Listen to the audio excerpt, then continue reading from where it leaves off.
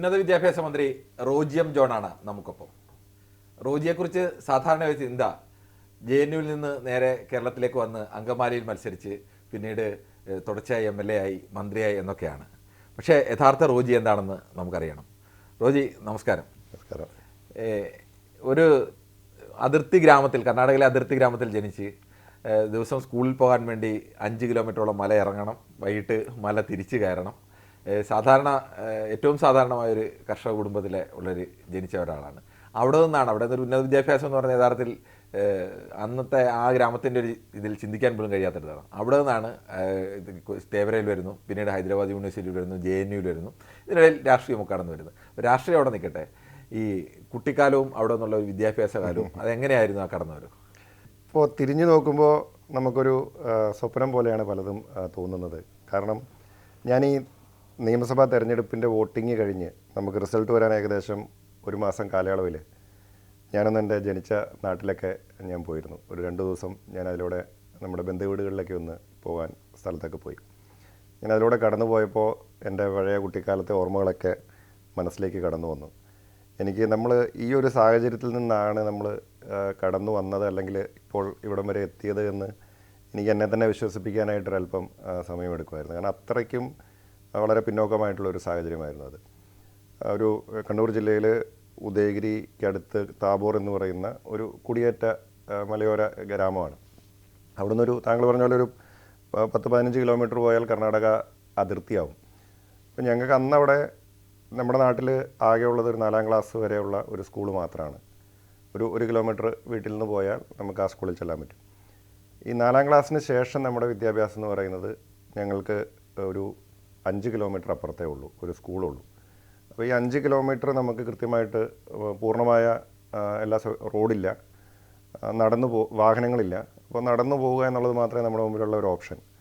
അപ്പോൾ രാവിലെ പോകാൻ നല്ല സുഖമാണ്, കാരണം മല ഒരു കല്ലിൽ നിന്ന് അടുത്ത കല്ലിലേക്ക് ചവിട്ടി നമ്മൾ മല ഇറങ്ങിയാൽ മതി. പക്ഷേ വൈകുന്നേരം തിരിച്ചു വരുമ്പോഴാണ് നമ്മൾ യഥാർത്ഥത്തിൽ നമ്മൾ വായു വലിക്കുന്നത്. അപ്പോൾ ആ മല മുഴുവൻ 5 കിലോമീറ്ററോളം നമ്മൾ നടന്ന് കയറുക എന്ന് പറയുമ്പോൾ ഒരു വലിയൊരു എഫേർട്ട് തന്നെയായിരുന്നു. പക്ഷേ നമ്മുടെ ആ കാലഘട്ടത്തിൽ നമുക്ക് അതിനപ്പുറത്തൊരു ലോകത്തെക്കുറിച്ച് ചിന്തിക്കാൻ സാധിക്കില്ല. അപ്പോൾ ഡെയിലി ഇങ്ങനെ ഒരു 10 കിലോമീറ്റർ 10ാം ക്ലാസ് വരെ നടക്കേണ്ട ഒരു സാഹചര്യം ഉണ്ടായിരുന്നു. അപ്പോൾ ആ സാഹചര്യത്തിലാണ് പഠിച്ചതും. നമ്മൾ 10ാം ക്ലാസ്സിൽ ഇപ്പം ഞങ്ങളുടെ സ്കൂളിൽ, ഞാൻ പഠിക്കുന്ന സ്കൂളിൽ ഇന്നിപ്പോൾ ഫുൾ A+ഉം അതുപോലെ തന്നെ 100% വിജയവുമൊക്കെ പറയുന്ന ഗവൺമെൻറ് ഹൈസ്കൂൾ തിരുമേനി. അപ്പോൾ എൻ്റെ സ്കൂളിൽ അന്ന് നമ്മളൊക്കെ 10ാം ക്ലാസ് പഠിക്കുമ്പോൾ നമ്മുടെ കൂടെയുള്ള ബഹുഭൂരിപക്ഷ ആളുകൾക്കും 10ാം ക്ലാസ് പരീക്ഷ എഴുതുക, SLC ബുക്കൊന്ന് കിട്ടുക, പാസ്സാകുക എന്നൊക്കെ പറഞ്ഞാൽ വലിയൊരു വലിയൊരു അച്ചീവ്മെൻ്റാണ്. അപ്പോൾ അങ്ങനെയുള്ളൊരു സാഹചര്യത്തിൽ സ്കൂളിലാകെ എനിക്കിപ്പോൾ ഓർമ്മയുണ്ട്, ഞാൻ 10ാം ക്ലാസ് പരീക്ഷ എഴുതുന്ന വർഷം ആകെ നമ്മുടെ സ്കൂളിൻ്റെ റിസൾട്ട് എന്ന് പറയുന്നത് 3 ഫസ്റ്റ് ക്ലാസ്സാണ്. 3 ഫസ്റ്റ് ക്ലാസ്സിൽ 1 എനിക്കായിരുന്നു. അപ്പോൾ അതൊക്കെയാണ് നമ്മുടെ അന്നത്തെ ഒരു സാഹചര്യം എന്ന് പറയുന്നത്. അപ്പോൾ ആ സാഹചര്യത്തിലൂടെ കടന്നു വന്ന് പിന്നീട് എങ്ങനെയെങ്കിലും പഠിച്ച് രക്ഷപ്പെടണം, ഈ മലയിൽ നിന്ന് എങ്ങനെയെങ്കിലും ഇറങ്ങി ഈ ദുരിതത്തിൽ നിന്ന് എങ്ങനെയെങ്കിലും രക്ഷപ്പെടണം എന്ന ലക്ഷ്യത്തോടു കൂടിയിട്ടാണ് എറണാകുളം തേവര കോളേജിൽ വന്ന് പ്രീ ഡിഗ്രിക്കും ഡിഗ്രിക്കും ഒക്കെ ചേരുന്ന 5 വർഷക്കാലം അവിടെ പഠിച്ചു. പിന്നീട് കിരൺ പറഞ്ഞ പോലെ ഹൈദരാബാദ് സെൻട്രൽ യൂണിവേഴ്സിറ്റിയിൽ MAയും അതുപോലെ ജവഹർലാൽ നെഹ്റു യൂണിവേഴ്സിറ്റിയിൽ MPhilലും ഒക്കെ ചെയ്യാനുള്ള അവസരം ലഭിച്ചത്. രാഷ്ട്രീയം അതിനോടൊപ്പം ഉണ്ടായിരുന്നു. അപ്പോൾ ഇങ്ങനെയൊരു സാഹചര്യത്തിലൂടെയാണ് കടന്നു വന്നത് എന്നുള്ളത് ഇപ്പോൾ ഓർക്കുമ്പോൾ തന്നെ നമുക്കും ഒരു തരത്തിൽ ഒരു വലിയൊരു അത്ഭുതമായിട്ട്. യഥാർത്ഥത്തിൽ ഇങ്ങനെ ഒരു സാഹചര്യത്തിൽ വരുന്ന കുട്ടികളൊക്കെ അവർ ആ ജീവിത സാഹചര്യവുമായി ഒത്തുപോകുക. അപ്പോൾ കൂടെ പഠിച്ചവരുമൊക്കെ പലരും അങ്ങനെയൊക്കെ ആയിരിക്കും പോയത്. പക്ഷെ അവിടെ നിന്ന് അതല്ല, ഒരു ഉന്നത വിദ്യാഭ്യാസ മേഖലയിലേക്ക് പോകണം എന്നൊക്കെ, ഈ മലകയറ്റം ഇറക്കുന്നതിനപ്പുറത്തേക്ക് അങ്ങനെ ഒരു ലക്ഷ്യത്തിലേക്ക് വന്നത് എങ്ങനെയാണ്? അല്ല, അത് എൻ്റെ മാതാപിതാക്കൾ വളരെ കഷ്ടപ്പെട്ടാണ് ഞങ്ങളെയൊക്കെ വളർത്തിയത്. അവർ സാധാ കർഷകരായിരുന്നു. അപ്പോൾ അവർക്ക് ഈ ഒരു മലയോര കർഷകൻ്റെ എല്ലാ ദുരിതങ്ങളും അനുഭവിച്ച ഒരു കുടുംബം എന്ന നിലയിൽ അവർക്ക് അവരുടെ മക്കൾ നല്ല രീതിയിൽ പഠിച്ചു വരണം, എങ്ങനെയെങ്കിലും രക്ഷപ്പെടുത്തണം എന്നുള്ളൊരു അതിയായ ആഗ്രഹം അവർക്കുണ്ടായിരുന്നു. അതിനുവേണ്ടി ഒത്തിരി കഷ്ടപ്പെടേണ്ടി വന്നിട്ടുണ്ട്, സാമ്പത്തികമായിട്ടുള്ള ബുദ്ധിമുട്ടുകളും ഒക്കെ ഉണ്ടായിരുന്നു. അപ്പോൾ ഞങ്ങൾ 3 മക്കളാണ്, ഞാൻ ഏറ്റവും ഇളയ ആളാണ്. അപ്പോൾ ഞങ്ങളെ 3 പേരെയും അവിടെ നമ്മുടെ ആ പ്രദേശത്ത് ഒരു ശരാശരി ഏത് കുടുംബം എടുത്ത് പരിശോധിച്ചാലും 10ാം ക്ലാസ് കഴിഞ്ഞാൽ പിന്നെ അവർക്ക് ചിന്തിക്കാൻ പറ്റുന്ന ഒരു മാർഗ്ഗം എന്ന് പറയുന്നത് തൊട്ടടുത്തുള്ള ഏതെങ്കിലും ഒരു പാരലൽ കോളേജിൽ പോയി പ്രീ ഡിഗ്രിക്ക് ചെയ്യുക. അതിന് തന്നെ മുതിരുന്നവർ വളരെ ചുരുക്കമായിരിക്കും. പക്ഷേ ഞങ്ങളെ 3 പേരെയും പഠിപ്പിക്കണമെന്നുള്ള അതിയായ ആഗ്രഹം മാതാപിതാക്കൾക്കുണ്ടായി. അതുകൊണ്ട് തന്നെ ഞങ്ങളെ നല്ല കോളേജുകളിൽ വിട്ട് പഠിപ്പിക്കാനായിട്ടുള്ള ഒരു എഫേർട്ട് അവരെടുത്തു. ഞങ്ങൾ 3 പേരും ഇത്തരത്തിൽ പുറത്തു പോയി പഠിക്കാനുള്ളൊരു സാഹചര്യം അവരൊരുക്കി തന്നു എന്നുള്ളത് തന്നെയാണ് നമ്മുടെയൊക്കെ ജീവിതത്തിൽ വലിയൊരു വഴിത്തിരിവായി മാറിയത്. അതുകൊണ്ടാണ് ഞാൻ എറണാകുളം തേവര കോളേജിൽ തന്നെ, കേരളത്തിലെ തന്നെ ഒരു പ്രസ്റ്റീജിയസ് ആയിട്ടുള്ളൊരു കോളേജിൽ വന്ന് പഠിക്കാൻ ഒരു സാഹചര്യം ഉണ്ടായത്. നമ്മുടെ റിലേഷനിലുള്ള ചില ആളുകൾ, എൻ്റെ അമ്മയുടെ ആങ്ങളമാരൊക്കെ ഉണ്ടായിരുന്നു. അവരൊക്കെ കുറച്ച് പഠിച്ച് നല്ല രീതിയിലേക്ക് ഉയർന്നു വരാനൊക്കെ സാധിച്ച ആളുകളൊക്കെ ആയിരുന്നു. അവർ വേറെ സ്ഥലങ്ങളായിരുന്നു. അപ്പോൾ അവരുടെയൊക്കെ ഒരു മോട്ടിവേഷനിൽ ഞാൻ തേവര കോളേജിൽ വരുന്നു, പഠിക്കുന്നു. പിന്നീട് ഈ പറഞ്ഞ രീതിയിലേക്ക് JNUവിലേക്കൊക്കെ എത്താനായിട്ട് സാധിച്ചു. അല്ല, യഥാർത്ഥത്തിൽ ആ ഒരു ജീവിത സാഹചര്യം കൊണ്ടാണ് ഇപ്പോൾ യഥാർത്ഥത്തിൽ JNU വരുന്ന കാലത്താണ് എനിക്ക് റോജിയെ പരിചയം. അപ്പം അന്ന് പോലും പുറത്ത് ജോലി ചെയ്തിട്ടുണ്ട്, രമേശ് ഷാനവാസിൻ്റെ കൂടെ ജോലി ചെയ്യുന്നു. അങ്ങനെ പല ജോലികൾ അന്ന് ജോലിയും കൂടെ ചെയ്തുകൊണ്ടാണ് പഠനം പൂർത്തിയാക്കിയത്. ഞാൻ തേവര കോളേജിൽ പഠിക്കുന്ന സമയത്ത് തന്നെ നമുക്ക് ജോലി ചെയ്യാറുണ്ടായിരുന്നു. കാരണം അന്ന് അപൂർവം ആളുകൾ അങ്ങനെയൊക്കെ ചെയ്യാറുള്ളൂ. ഇപ്പോൾ ഞാൻ അന്ന് പല ഹോസ്റ്റലിൽ നിന്നുകൊണ്ട് ഹോസ്റ്റലിൽ മറ്റു കുട്ടികളുടെയൊക്കെ കൂടെ നമ്മൾ പല സ്ഥലങ്ങളിലും ജോലിക്ക് പോയിട്ടുണ്ട്. കാരണം നമുക്ക് വീട്ടിൽ നിന്ന് ഒരു മാസത്തേക്ക് നമുക്ക് കിട്ടുന്ന തുക എന്ന് പറയുന്നത് വളരെ ലിമിറ്റഡാണ്. അത് നമ്മുടെ എല്ലാ ആവശ്യങ്ങൾക്കും ചിലപ്പോൾ തികഞ്ഞൊന്നും വരില്ല. അപ്പോൾ നമ്മൾ സൈഡായിട്ട് ജോലി ചെയ്യുമ്പോൾ അത് ഡിഗ്രി കാലയളവിലൊക്കെ നമുക്കൊരു എക്സ്ട്രാ വരുമാനമാണ്.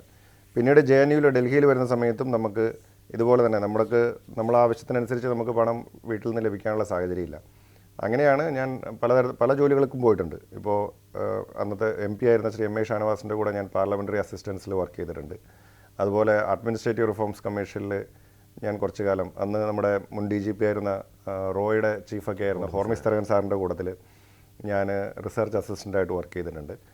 രാഷ്ട്രീയത്തിലേക്ക് വന്നാൽ വീട്ടിൽ ആരെങ്കിലും ഏതെങ്കിലും ഒരു രാഷ്ട്രീയ പാരമ്പര്യം അങ്ങനെ ഉള്ള ആരെങ്കിലും ഉണ്ടോ? ഇല്ല, എൻ്റെ വീട്ടിലാരും അങ്ങനെ ഒരു രാഷ്ട്രീയത്തിൽ സജീവമായിട്ടുള്ള ആളുകൾ ഇല്ല. മാത്രവുമല്ല, വീട്ടുകാർക്ക് അന്നും ഇന്നും ഇതിനെ പൂർണ്ണമായിട്ട് ഉൾക്കൊള്ളാൻ സാധിച്ചിട്ടുണ്ടോ എന്ന സംശയം എനിക്കുണ്ട്. ഞാൻ ഈ കോളേജിൽ പഠിക്കുന്ന കാലത്ത് ഞാൻ തേവര കോളേജിൽ യൂണിയൻ ചെയർമാനൊക്കെ ആയിരുന്നു. അപ്പോൾ അവിടെ സജീവമായിട്ട് KSU ഒക്കെ ആയിട്ട് നിൽക്കുന്ന സമയത്ത് ഞാൻ വീണ്ടും അതിനുശേഷം തേവരയിൽ തന്നെ എൻ്റെ പഠനം തുടരാനായിട്ടാണ് എൻ്റെ ആഗ്രഹം. കാരണം എൻ്റെ മനസ്സിൽ ഈ രാഷ്ട്രീയം മുന്നോട്ട് കൊണ്ടുപോകണം എന്നുള്ളതായിരുന്നു. അപ്പോൾ ഒരർത്ഥത്തിൽ എന്നെ രാഷ്ട്രീയത്തിൽ നിന്നും അകറ്റാൻ വേണ്ടിയിട്ട് കൂടിയാണ് വീട്ടുകാർ നിർബന്ധിച്ച് എന്നെ ഹൈദരാബാദിലേക്ക് വിടുന്നത്. വെച്ചാൽ നാട്ടിൽ നിന്ന് പാക്ക് ചെയ്താണ്. കാരണം ഇവിടെ നിന്നാൽ ഇനി രാഷ്ട്രീയം കളിച്ച് നശിച്ചു പോകും എന്നുള്ള ചിന്ത സ്വാഭാവികമായിട്ടാണ് എല്ലാ മാതാപിതാക്കളും. കാരണം അവർ വലിയ പ്രതീക്ഷയോട് കൂടിയിട്ടാണ് നമ്മളെ അത്ര കഷ്ടപ്പെട്ട് സാമ്പത്തിക ബാധ്യതയൊക്കെ ഏറ്റെടുത്തുകൊണ്ട് നമ്മളെ എറണാകുളത്ത് വിട്ട് പഠിപ്പിക്കുന്നത്. അപ്പോൾ അവിടെ നിന്ന് നമ്മൾ രാഷ്ട്രീയം കളിച്ച് നശിച്ചു പോകരുതെന്ന ആഗ്രഹത്തോടു കൂടി അവർ എന്നെ ഹൈദരാബാദിലേക്ക് പഠിക്കാൻ വിട്ടു.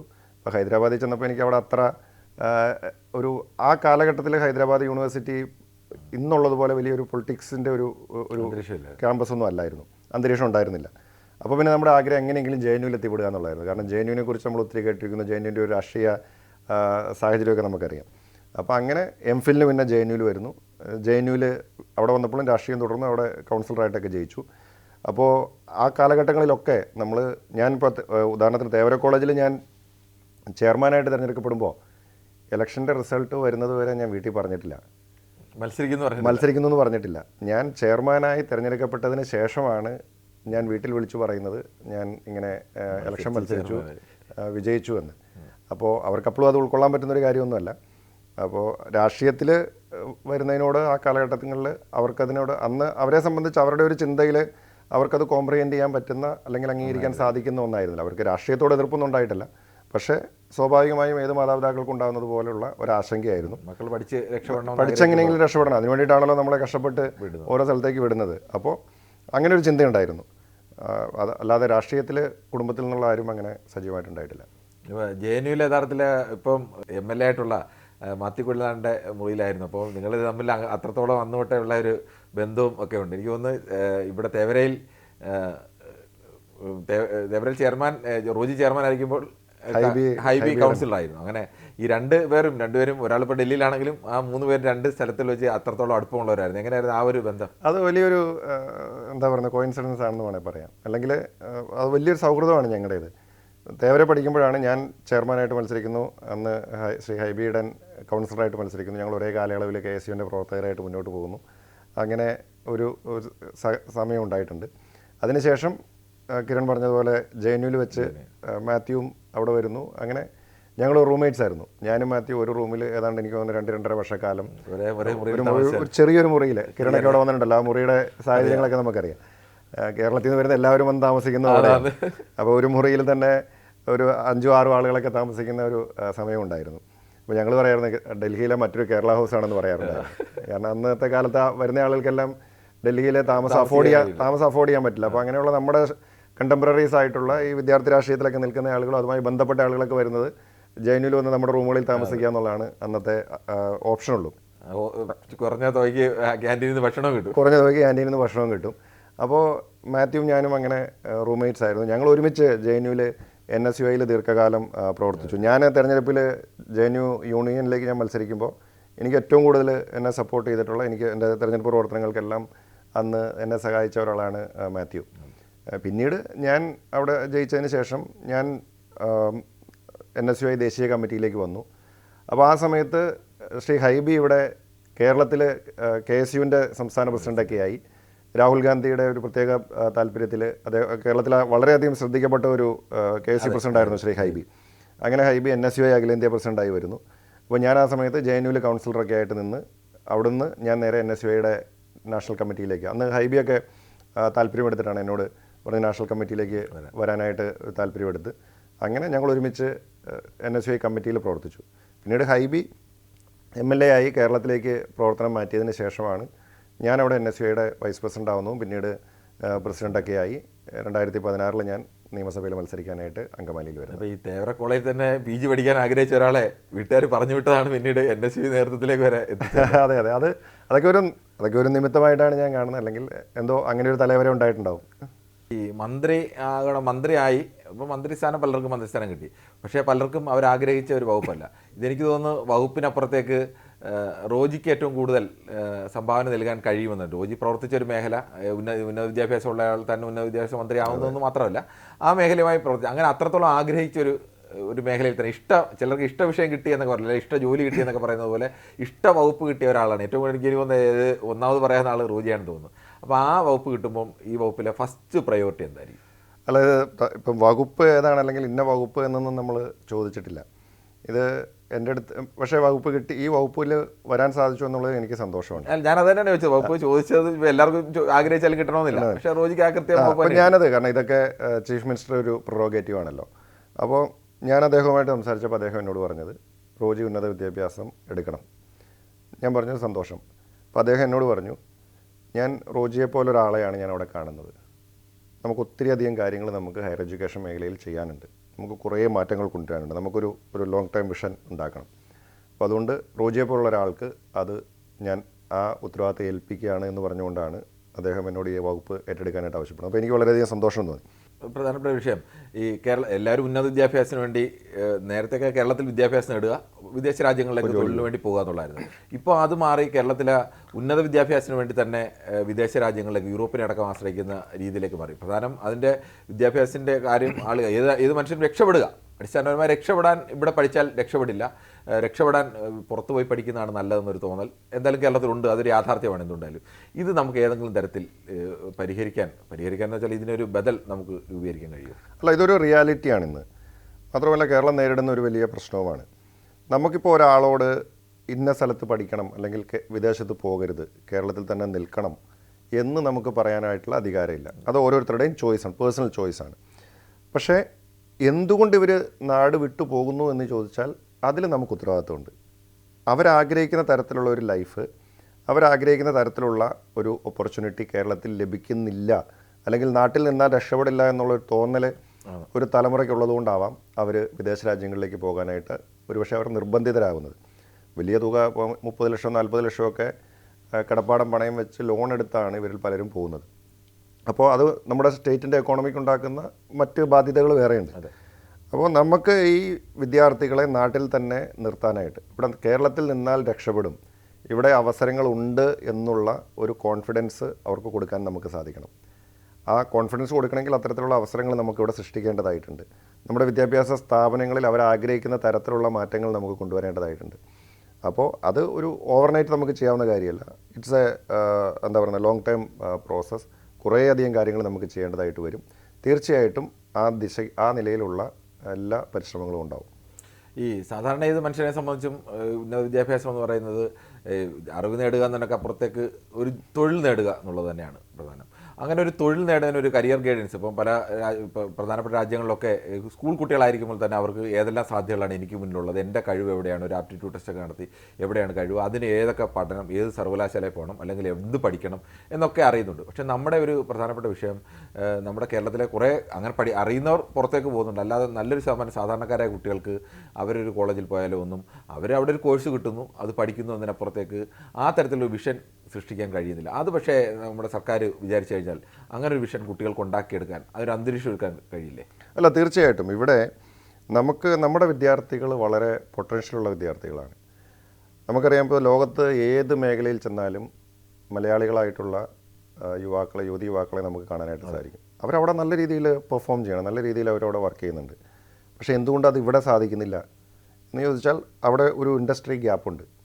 നമുക്ക് ആ ഇൻഡസ്ട്രി ഗ്യാപ്പ് നമുക്ക് എങ്ങനെ ബ്രിഡ്ജ് ചെയ്യാൻ പറ്റും? ഇപ്പോൾ നമ്മളിപ്പോൾ പലപ്പോഴും ഞാൻ ഇപ്പോൾ MLA എന്ന നിലയിൽ ഞാൻ കഴിഞ്ഞ 10 വർഷം പല സ്ഥാപനങ്ങളൊക്കെ ആയിട്ട് ബന്ധപ്പെടുമ്പോൾ അവർ നമ്മളോട് പറയുന്ന കാര്യം ഇവിടെ തൊഴിലില്ലാത്തത് കൊണ്ടല്ല. അവർ പറയുന്നത് ഞങ്ങൾക്ക് സ്യൂട്ടബിൾ ആയിട്ടുള്ള, ഞങ്ങൾ ആഗ്രഹിക്കുന്ന തരത്തിലുള്ള കേപ്പബിലിറ്റീസ് ഉള്ള, അല്ലെങ്കിൽ അതിന് ആവശ്യമായ പരിശീലനം ലഭിച്ച കുട്ടികളെ, ഉദ്യോഗാർത്ഥികളെ നമുക്ക് കിട്ടുന്നില്ല എന്നുള്ളതാണ്. അപ്പോൾ നമ്മൾ പഠിപ്പിക്കുന്നതും നമ്മുടെ യൂണിവേഴ്സിറ്റികൾ കൊടുക്കുന്നതും നമ്മുടെ ഇൻഡസ്ട്രിക്ക് ആവശ്യമുള്ളതും തമ്മിലുള്ള ഒരു ഗ്യാപ്പുണ്ട്. ആ ഗ്യാപ്പ് പരമാവധി ബ്രിഡ്ജ് ചെയ്യാനായിട്ട് നമുക്ക് സാധിക്കണം. അപ്പോൾ ഇന്ന് ലോകം മാറുക, നമ്മുടെ മൊബൈൽ ഫോണിലെ സോഫ്റ്റ്വെയർ മാറുന്നതിൻ്റെ വേഗത്തിലാണ് ഇന്ന് ലോകം മാറിക്കൊണ്ടിരിക്കുന്നത്. പക്ഷേ നമ്മുടെ യൂണിവേഴ്സിറ്റി സിസ്റ്റം, നമ്മുടെ ഒരു അക്കാഡമിക് സിസ്റ്റം എന്ന് പറയുന്നത് അത് വളരെ റിജിഡാണ്. അതിന് മാറ്റങ്ങളും ഇപ്പോൾ നമുക്കറിയാം, ഇന്ന് നമ്മുടെ ഒരു യൂണിവേഴ്സിറ്റിയിൽ ഒരു കോഴ്സ് ഇൻട്രൊഡ്യൂസ് ചെയ്ത്, അല്ലെങ്കിൽ അതിന് ഒരു കമ്മിറ്റി ഒരു സിലബസ് മുന്നോട്ട് വെച്ചു, അത് വിവിധ കമ്മിറ്റികളുടെ അപ്രൂവലൊക്കെ കിട്ടി വരുമ്പോഴത്തേക്കും കൂടെ അതൊരു കോഴ്സ് എന്ന രൂപത്തിൽ അപ്രൂവലായി ഒരു കോളേജിൽ ഇൻട്രൊഡ്യൂസ് ചെയ്യുന്ന സമയമാകുമ്പോഴത്തേക്കും കൂടെ അത് ഔട്ട്ഡേറ്റഡ് ആയിട്ടുണ്ടോ? ടെക്നോളജി മാറുകയാണ്. നമുക്ക് മാറുന്ന ലോകത്തിനനുസരിച്ച് നമ്മുടെ വിദ്യാഭ്യാസ മേഖലയിലും മാറ്റങ്ങൾ അതേ വേഗത്തിൽ, അതേ ഫേസിൽ നമുക്ക് കൊണ്ടുവരാനായിട്ട് സാധിക്കണം. അവിടെയാണ് നമ്മൾ പിന്നോക്കം പോയിട്ടുള്ളതെന്നാണ് എനിക്ക് തോന്നുന്നത്. FIUG വന്ന സമയത്തൊക്കെ ഈ തരത്തിലുള്ള മാറ്റം ഉണ്ടാകുമെന്നൊക്കെ പ്രതീക്ഷയാണ്. പക്ഷേ ഇത് ആദ്യം നടപ്പാക്കിയ കർണാടകയൊക്കെ പിന്നീട് അത് പിൻവലിച്ച് അവർ 3 ഇയർ ഡിഗ്രിയിലേക്ക് മടങ്ങിപ്പോയി.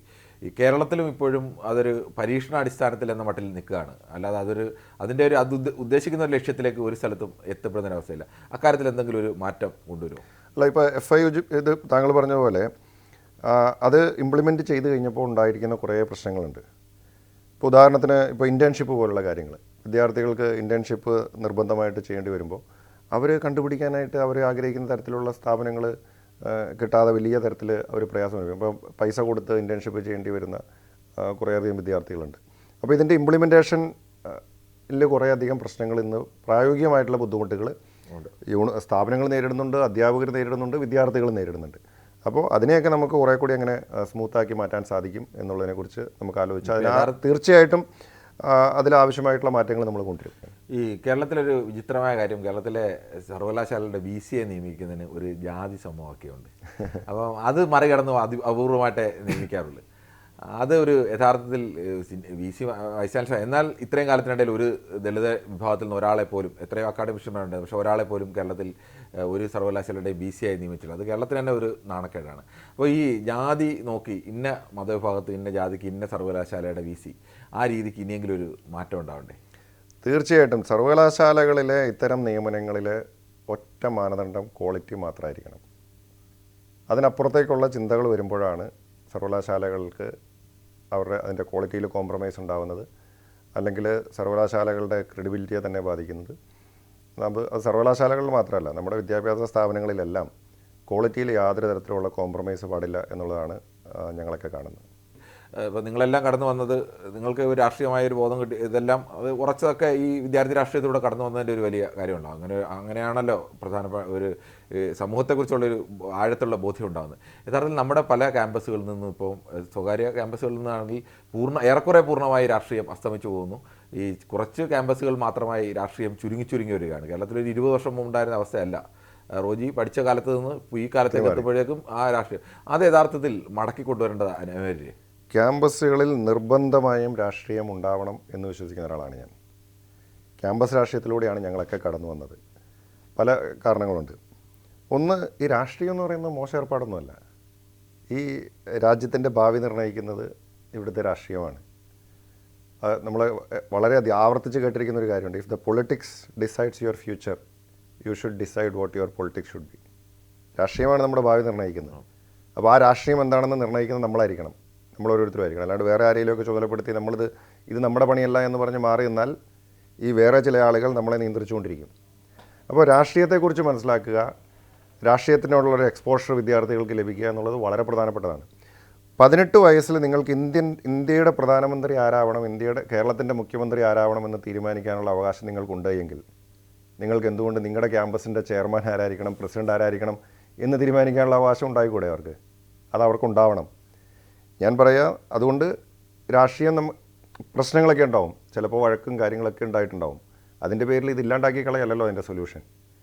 വിദ്യാർത്ഥികൾ രാഷ്ട്രീയത്തെക്കുറിച്ച് മനസ്സിലാക്കട്ടെ.